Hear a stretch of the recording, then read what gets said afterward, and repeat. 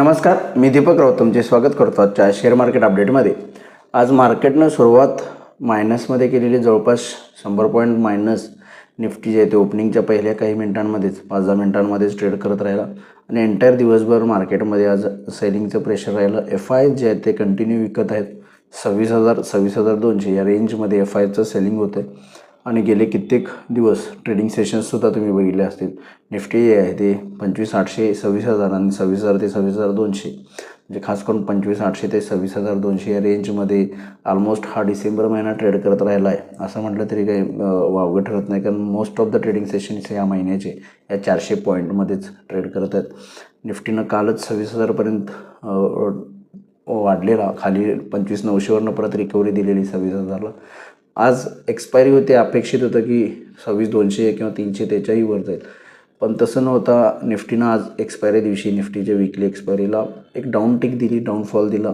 Morning सेशनपासूनच निफ्टीला expiry pressure म्हणा किंवा दबाव म्हणा जो 26,000-26,200ला येतो तो आला आणि निफ्टी ऑलमोस्ट महत्त्वपूर्ण सपोर्ट जो आहे 25,800-850 या रेंजला येऊन ठेपला आहे आणि हा एक सपोर्टिव्ह रेंज आहे.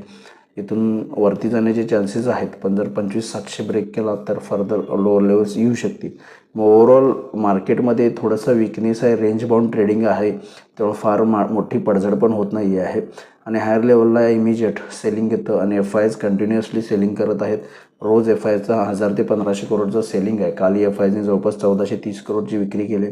DIs बाय करत आहेत, 1,735 करोडचं DIsने बाईंग केले, पण FIs मात्र थोडंसं विक्री करत आहेत.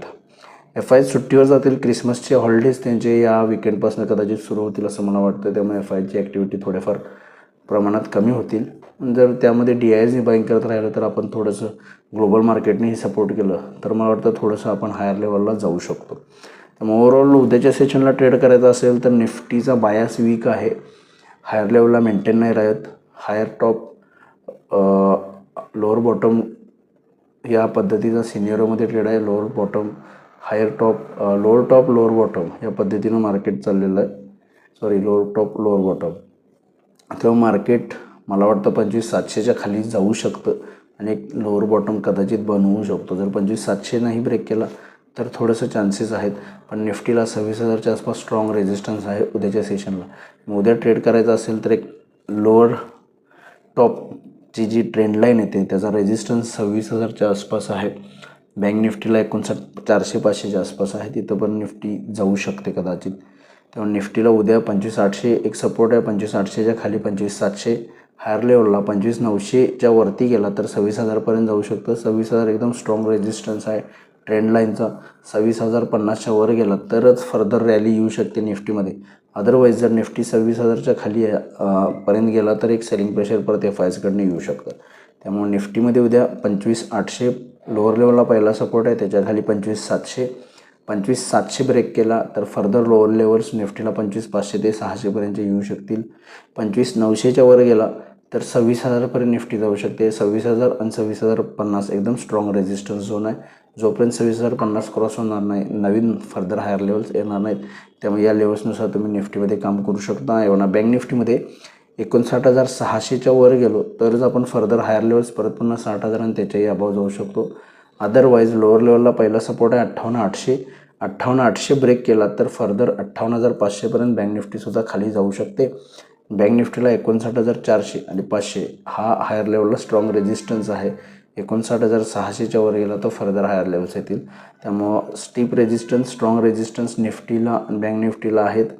लोअर लेवलला थोडेसे सपोर्ट आहेत, पण लोअर लेवल आणखी नवीन लो करण्याचे चान्सेस आहेत, कारण lower top higher top higher high lower highs आणि लोअर लोज या चार्ट पॅटर्ननुसार मला वाटतं कदाचित 25,800च्या खाली निफ्टी बँक निफ्टी 58,800च्या खाली आली तर फर्दर थोडंसं खाली जाऊ शकतं. मग थोडंसं कॉशियस राहणं गरजेचं आहे ह्या लेवलला. FIDIचा डेटा जसं म्हणलं, FIने काल 1,430 करोडचं सेलिंग केलं आहे. DIsने 1,735 करोडचं बाईंग केलं आहे. ग्लोबल मार्केटचा आढावा घेण्याआधी ॲडव्हान्स डिक्लाइन रेशोमध्ये 582 शेअर्स निफ्टीमध्ये वाढले. आज NSEमध्ये निफ्टीमध्ये 1953 शेअर्स, NSEमध्ये 1953 शेअर्स वाढले. 11 शेअर्स निफ्टीमध्ये पडझड आहे. 39 शेअर्समध्ये पडझड आहे, 11 शेअर्स वाढलेत. त्यामुळे थोडंसं मार्केट जे आहे आज पडणाऱ्या शेअर्सची संख्या जास्त आहे. सेक्टर इंडिसायझेसमध्ये सुद्धा ऑलमोस्ट सगळे सेक्टर्स मायनसमध्ये जाऊन म्हटलेत. कोणत्याही सेक्टरला वाढ झालेली नाही आहे. आजच्या फॉलला लीड केले banks, IT, pharma, metal, energy, public sector enterprises यामध्ये सेक्टर्समध्ये जे आहे सगळे पडझड झालेले आहे. कोणत्याही सेक्टरला वाढ आलेली नाही आहे. ग्लोबल मार्केटचा आढावा घ्यायचा झाला तर युरोपियन मार्केट्स मायनस आहेत. सगळे 30-40 पॉईंट मायनस आहेत. डाव फ्युचरसुद्धा मायनस आहेत जवळपास 100 पॉईंट. त्यामुळं US मार्केट मायनस आहेत, युरोपियन मार्केट मायनस आहेत. आपले मार्केट ऑलमोस्ट मेजर सपोर्ट लेवलच्या आसपास बंद केले. त्यामुळे थोडासा एक ग्लोबलीसुद्धा एक वीक साईन वाटतो आहे.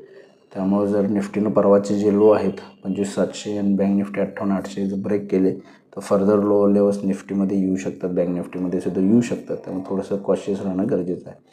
तर बघूया उद्या मार्केट कशा पद्धतीनं बिहेव होते. माझा व्हिडिओ ऐकला त्याबद्दल धन्यवाद. माझा व्हिडिओ लाईक करा, शेअर करा, माझ्या चॅनल सबस्क्राईब करून डेली अपडेटसाठी बेल आयकॉनला क्लिक करा. धन्यवाद.